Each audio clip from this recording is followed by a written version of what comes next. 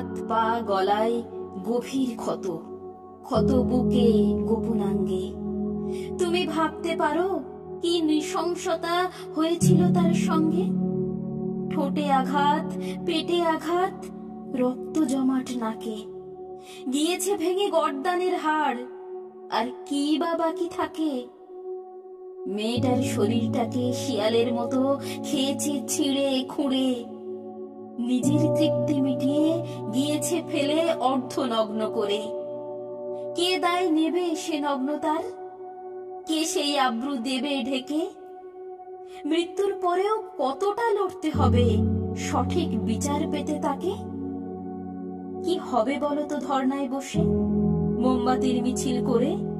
সেই তো অমীমাংসিত রহস্য হয়ে থাকবে পুলিশ ফাইলে পড়ে। দল ভাগ হবে, কেউ বলবে সঠিক বিচার চায়, আর এক দল আবার চুপি চুপি ঢেকে দেবে সব অন্যায়। বলা বাহুল্য, দ্বিতীয় দলের প্রতিপত্তির জোরে পুলিশ দেবে দাঁড়িয়ে থেকে প্রমাণ লোপাট করে।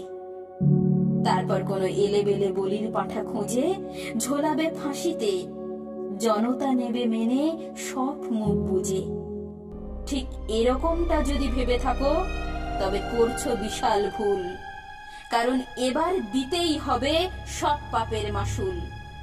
সে যত বড়ই আসুক না কেন রাঘব বোয়াল তুমি, মা বোনেদের আব্রুর কাছে নিশ্চয়ই নয় দামি। তাই অপরাধীরা দিন গোনা শুরু করো, লাভ হবে না লুকিয়ে থেকে। এবার বাংলা শান্ত হবে শুধু তোদের মৃত্যু দেখে।